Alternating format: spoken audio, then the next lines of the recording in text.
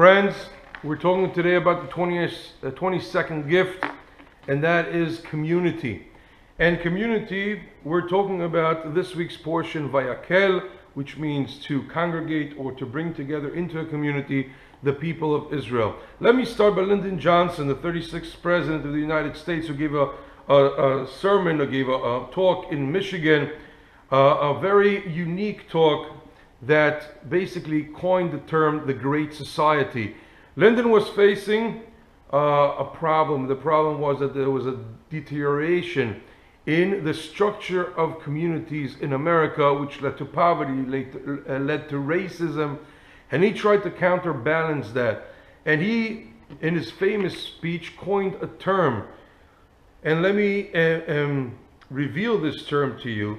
He says that society is somewhere that does not only bring forward the needs of the body and the needs of commerce, but also the longing for beauty and the hunger for community. The hunger for community. That's what Lyndon Johnson says. And that president, Lyndon Johnson, identified that in society that lives now in cities as opposed to towns, there is a great discrepancy between the private individual and the public, and the person feels lost in these big cities. He becomes alienated, and the result is poverty, the result is crime, the result is racism. And he tried to build this thing called the Great Society. Later on, 30 years later, Professor Robert Putnam, publishes a book by the name of Bowling Alone. Bowling Alone talks about the deterioration of the structure of communities.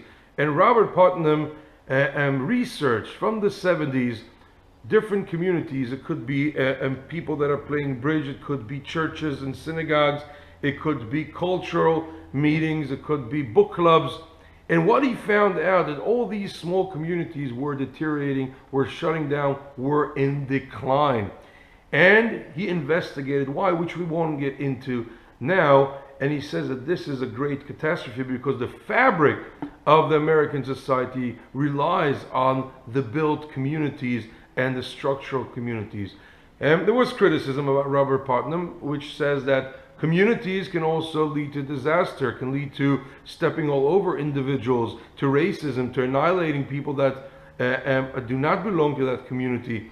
But overall, it was a wake-up call for America to strengthen the community structures, and a lot of money was put into it in terms of the churches and evangelical communities, which also had criticism in that time and up to today. But people identified that the structure of community was important. In our week's portion, we are going to learn the greatest gift that God gave the people of Israel, and that is how to build a community. What is the right balance between building a community and between keeping the self-identity of an individual? And Moses is faced with a problem. We're talking about after the sin of the golden calf. And after the sin of the golden calf, Moses has to rebuild the people of Israel after there was basically a civil war. The Levites fought the rest of the nation that did this crime and brought the calamity upon the people of Israel. And he has to rebuild the community. And how does he do it? In what structure? And the verse tells us you should congregate the people of Israel, and you should tell them these are the things that you should do. 6 days you shall work, and on the seventh it should be holy, the Sabbath. And all the wise men amongst you should come and build the tabernacle as God commanded. They should build the tent, they should build the cover of the tent, etc., etc. 2 commandments here: the keeping of the Sabbath and the building of the tabernacle, the temporary structure in the desert until Solomon built the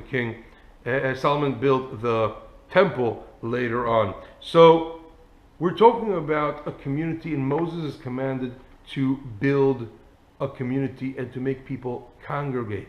And with congregations, we have three kinds of congregation, as Lord Rabbi Jonathan Sachs said in a few of his books, a few of his writings, we're talking about Edah. Edah in Hebrew means a congregation of people that can be for the good or for the bad. They have joint effort or joint goal in mind, and their purpose is to do something, either evil or good.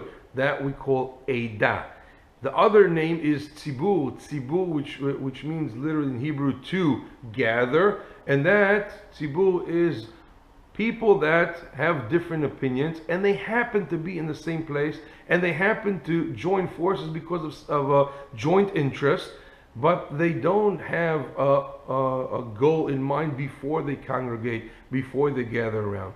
And that's the second kind of group. The third kind of group that we're talking about is what we're talking is congregation or community. Community, kehillah in Hebrew, we're talking about people with different mindset that are joined together for a greater purpose, for a greater goal in advance already. So Moses takes this idea from the first gathering that he sees, and the first community that we see in the book of Exodus, in the portion of Vayakhel, is actually to do bad, to do the golden calf, and this is the verse. And the nation saw that Moses did not come down from the mountain, and here's the Hebrew word, Vayakhel, and the nation congregates, forms a community on Aaron, and they said to him, please make us a god. We do not know where Moses went. And Aaron abides, and he's under pressure, and he makes them the golden calf. So the word Vayakhel here, which is to do something that is not good, Moses takes that sense, and he sees that the people of Israel are community based, and therefore he says, I see you have a lot of passion. And the Gemara in the tractate of Shkalim says, look at this nation. They tell them to do the golden calf, they run with a lot of passion. They tell them to do the tabernacle, they go and they run to do it with a lot of passion. What's in the essence of the Jewish people is the sense of community, of congregating, of coming together for a purpose. They have a lot of passion for that. So that passion, that utensil, that vehicle of community, Moses utilizes. And we know that the community is a vehicle. We see it in the virtual world. Virtual communities like Facebook, like any other platform, can be used for the good, like toppling tyrant empires like we saw in the last couple of years, or to do bad, like you see teenagers sitting and having blasphemy or any type of ill language groups that they use. So that utensil, that vehicle of community, can be used for good or can be used for bad. And Moses sees that, and he says, how am I going to create a community? I'm facing great difficulties. A, they're going to go into the land of Israel. They're going to forget about the Torah, number one. Number two, they're going to move from tents, from sitting in the wilderness, to cities. And therefore, they're going to be alienating each other, because people that move from a setting of a town to a setting of a city are going to be alienated. So what am I going to do? How am I going to create this structure, this community that on one hand will bring people together, but on the other hand, as the critics of Robert Putnam feared, are going to alienate individuals and create racism. They're going to create the trampling over the self-identity of an individual. How am I going to balance both? And that's where God comes in, and he says to him, you should build a tabernacle, and the center of the tabernacle is not an individual but me.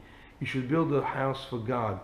Build it together with the Jewish people. Each one should contribute and feel that they're part of something greater than them, which is a house for God. And when you build a house together, you're joint in building, you form a community around that. But don't stop there. Each week, on one day, you should take a step back from the community and develop your self-identity. How shall you do that? You should keep the Sabbath, because on the Sabbath you should not go and build a tabernacle. You should stay in your home, develop your family, develop your self-identity. So here is the balance between building a home together and building one's self-identity. And that's how you keep prosperous communities. Because if you only give to the community, you feel alienated, you feel trampled, you feel that you want to get out. But if you only stay home, then you feel that you don't have a part in a greater community, and you feel depressed, you feel that something is not working for you. So the right balance that God gives and Moses gives in this week's portion is how to build a community. Building a house together, but one day a week, go and do something for yourself. Vayakhel, building a community, is our greatest gift this week.